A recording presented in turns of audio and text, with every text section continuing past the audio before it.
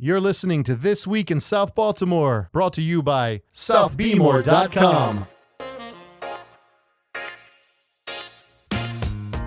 What's going on, everybody, and welcome back to This Week in South Baltimore. Here we are in the first week of August 2020. COVID is unfortunately still among us. We got a lot of new updates to talk about this week, and of course, as always, I am your host, Nate Carper, and I'm joined by Kevin Lynch.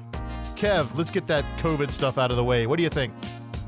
Yeah, so let's just get all that COVID stuff out of the way early this time. It's just something the new reality we're in. But the restaurant situation in Baltimore and really throughout the world has been very fluid. So right now, Baltimore restaurants are allowed to open their dining rooms back up to 25% capacity. So hopefully with a hybrid of allowing some indoor dining again, and then we have all this new outdoor seating. Hopefully this is a model for restaurants that can hopefully at least allow them to break even. Weather's really hot out there right now, so hopefully when the weather cools down a little bit, those outdoor seats will be more desirable. But good news for restaurants, they are allowed to have customers back in their dining rooms again. The Baltimore Running Festival, which is just a massive event for Baltimore City. You have the marathon, you have the half marathon, all kinds of relays. And quite honestly, as COVID's been going on, I feel like so many people have become runners. I just see people running nonstop. So if there was a Baltimore Running Festival this year, I feel like participants would have been at a record high. But obviously with everything going on, they are doing a virtual event this year. So they're going to give out some info about a course you can run on your own time. So certainly a big change there, but there's a lot of people out there running. So this could be a good interactive way to spice up their run. And then Governor Hogan kind of updated an order on masks. He's encouraging, well, I guess the order is you have to wear masks outdoors, really anywhere where social distancing isn't something you can do. So encouraging more people to wear masks everywhere they go. Walking around town, I don't know that much is different this week from last week, but certainly they are encouraging people to wear masks when you can't social distance. And that's a good thing. That's a good thing. More masks, hopefully less transmission, and we can all get back to normal sooner. Kev, this is one thing I'm really excited about because I know when it originally started, I want to say a few years ago, there was this talk about the maglev, and I know it's, a hot topic, and, there's good and bad and all that stuff, just like anything else. But I just think this is the future, and I'm excited to hear about what's going on with that. If we're going to get are we going to be able to get to DC in like 35 seconds or what? 35 seconds times whatever gets us to 15 minutes. So I guess maybe 35 times 28 or something like that. But okay. Yeah. So yeah, the maglev train, which is a magnetic levitation technology, which is a technology out of Japan. And Japan would be one of the investors on this project. They're looking to create a model to show this is a great technology, and hopefully it spreads around the world. But the first leg of this maglev will go from Washington, D.C. to Baltimore. So it'll be a ride 15 minutes from Washington, D.C. to Baltimore. There'll also be a stop at BWI, Thurgood Marshall Airport. So it'll be 15 minutes from Baltimore to D.C., 8 minutes from BWI to DC, and 5 minutes from BWI to Baltimore. So really what the big research and debate and decision to make for Baltimore is, where do you put the station? They're looking at Cherry Hill, the neighborhood in South Baltimore there on the Middle Branch. That is the location that would be the most cost effective, as they could build an above ground station. There's hypothetically a lot of room to buy out property there where you could build your garages and your offices and some ancillary buildings for this station. But when you're in Cherry Hill, you really gotta, if you think about a station like the maglev, which potentially could be a huge center of commerce and travel and tourism and things, you'd really have to build everything around the station in Cherry Hill. You'd have to build up Cherry Hill. You'd have to build up the adjacent Westport neighborhood and the adjacent Lakeland neighborhood to make where our station is a place where you could work, a place where you could stay in a hotel, a place where you could visit. So really, that would be your blank slate location, where there's certainly the space and the area to do an above ground station in Cherry Hill, but you really got to build up everything around it. There is a large 43-acre Westport waterfront parcel adjacent to where this station could be, and they've talked about developing that for many years. So maybe that's an area you could really put some exciting mixed use development, transit use development, as there's light rail station in Cherry Hill and Westport. So that's certainly your blank slate location. And then the other location they're looking at is really by Camden Yards, Camden Station there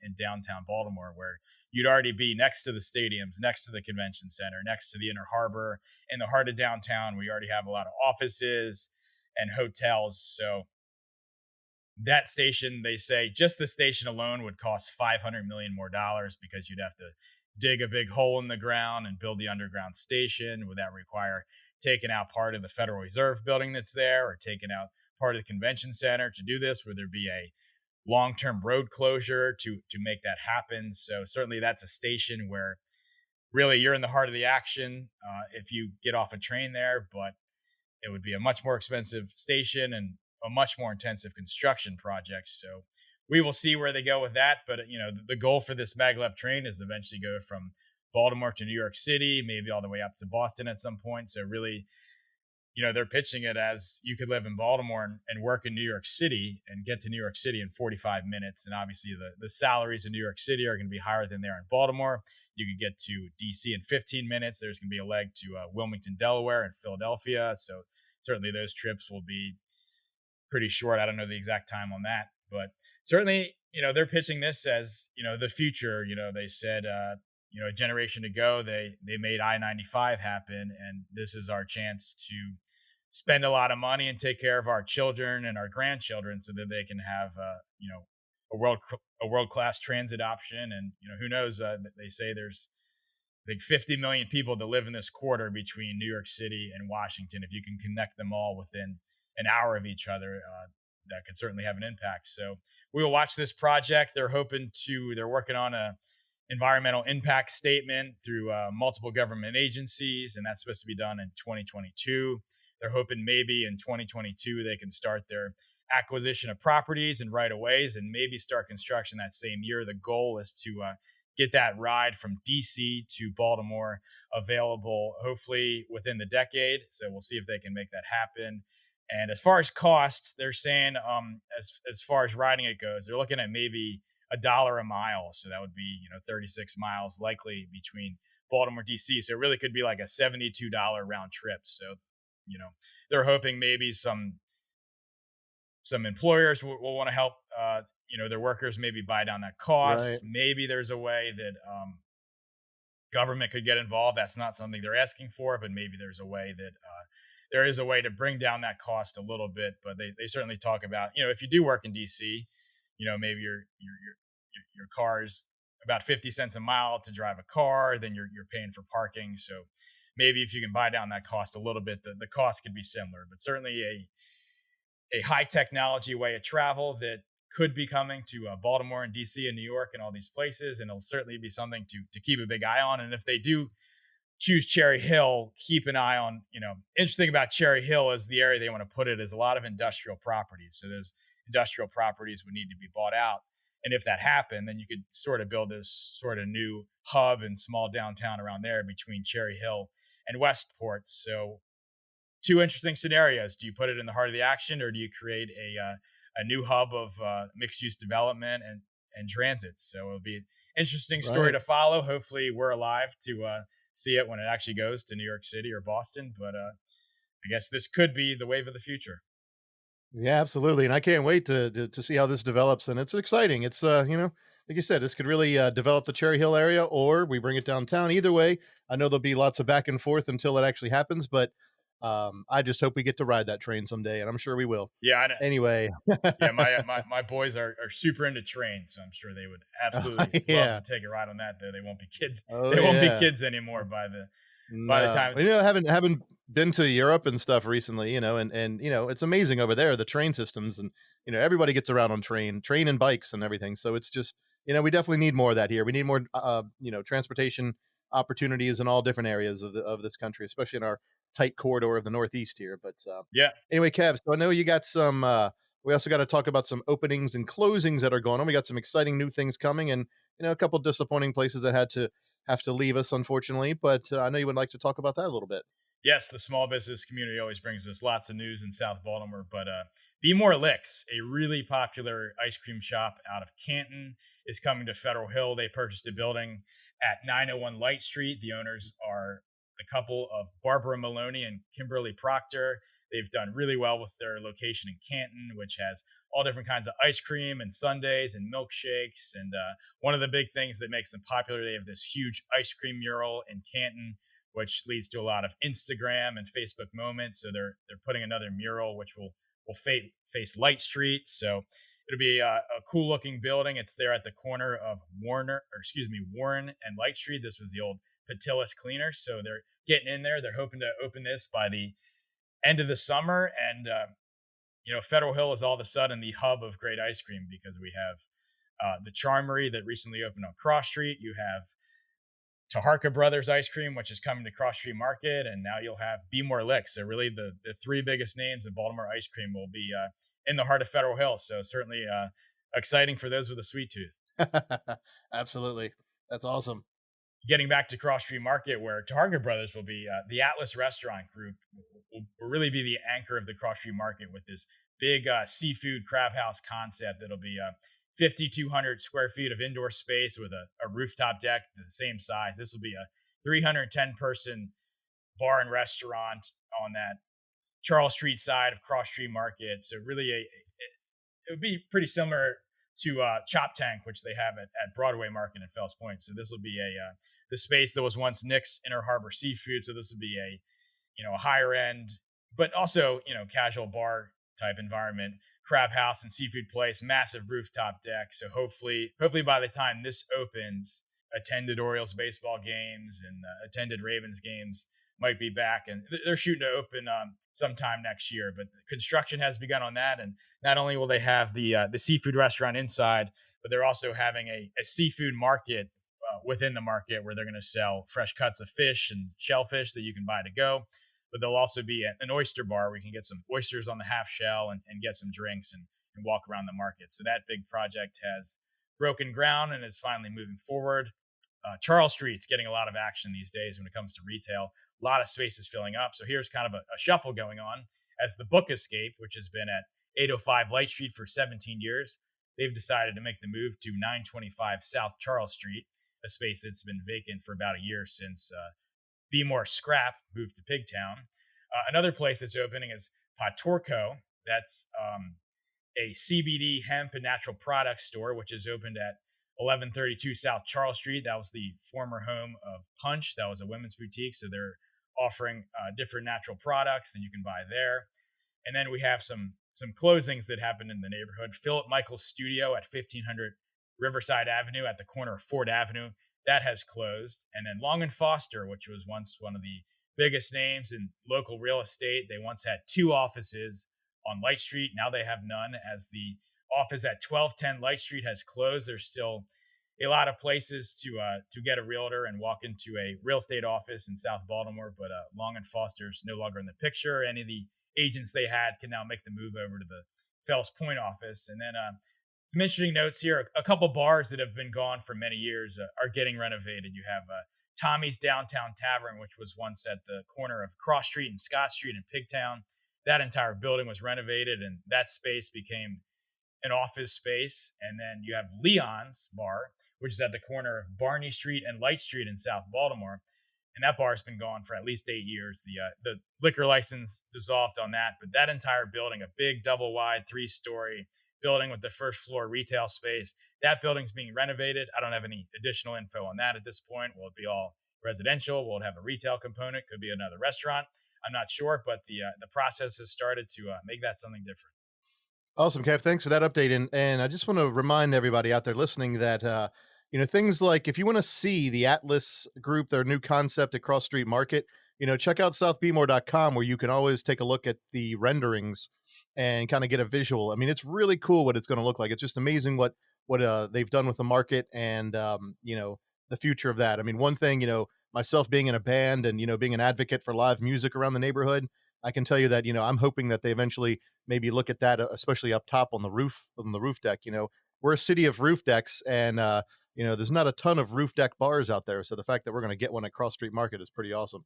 Yeah, absolutely. Every time we show a rendering of what that rooftop deck's going to look like at Watershed, which is the concept by Atlas Restaurant Group, it's certainly a wow moment that gets people interacting. So certainly that Charles Street side of Cross Street Market is going to look a lot different, and we'll definitely have our largest outdoor dining and bar space in the heart of Federal Hill once that opens. Awesome, awesome.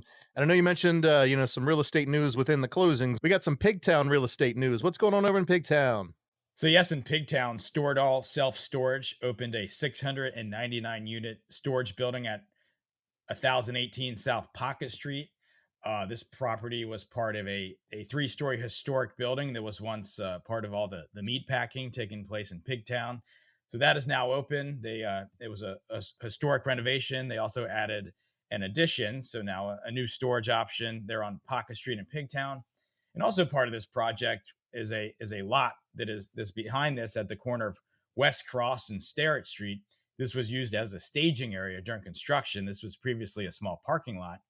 But now the developer, Daniel Myers, is planning on building a restaurant building at this property. It would be a 2-story restaurant building that could have a dining room and a kitchen on both floors. So this could be an opportunity to get a new bar and restaurant for Pigtown. Pigtown's a place that has some places you can grab a beer, some places you can grab some food, but not a lot of places where you can do both. So this could add a need for Pigtown, another restaurant. So they're hoping to get that going, maybe start construction on that within the year. And Myers is not going to run the restaurant himself. He would find an operator. So could be an opportunity to get a good new restaurant there for Pigtown. Kev, so I know we have another really exciting topic to talk about here, and I think this is amazing that we would even be considered for this. We all know, we all live here in South Baltimore, and we all know the greater city of Baltimore is an amazing place to live. But what better way to put us on the world stage than to host a World Cup? What's going on with that? So yeah, pretty exciting potential here, as Baltimore could be one of the host cities of the 2026 World Cup. There was a combined bid to host the World Cup between the United States, Canada, and Mexico, which was the winning bid. So there will be 10 United States cities that will be able to host World Cup matches. Baltimore's made the final 17, so they really need to make their pitch to FIFA to be one of those cities. This bid is led by Terry Hasseltine from Maryland Sports, the Lieutenant Governor Boyd Rutherford, Al Hutchison with Visit Baltimore. The Baltimore Ravens are involved on this bid. So they're really trying to make the pitch that Baltimore should be a city that should host the event. Competition is going to be tough. Washington, D.C. is a finalist. Philadelphia is a finalist. New York City is a finalist. So certainly a lot of competition. Do they go with a model where they group a lot of cities in a small area where the travel is short, or do they try to make it where this event is all over the continent in the United States? So we'll see where they go. But certainly with Baltimore's pitch, they're pitching, we have a stadium that's on mass transit. It's close to the Inner Harbor. It's close to hotels. It's close to downtown. There's all this new development going on around it when we talk about the Warner Street district there with the casino, which will have a Top Golf and music venues. You're close to Federal Hill, the Stadium Square project. So certainly as far as location, there's not too many stadiums around the country that have a better location than M&T Bank Stadium.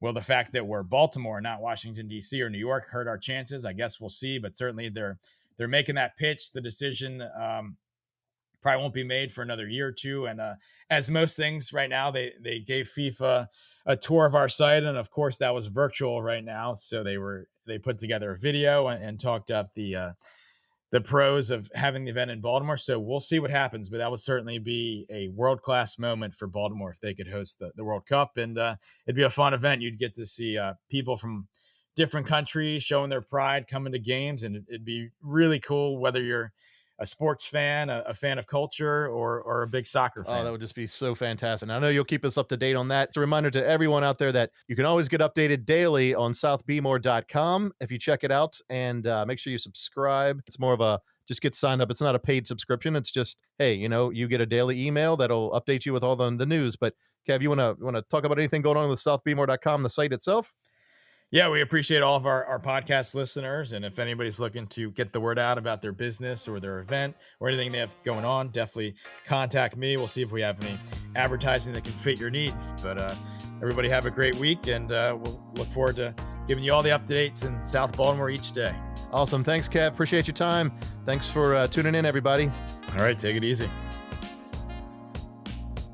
You're listening to This Week in South Baltimore, brought to you by SouthBmore.com.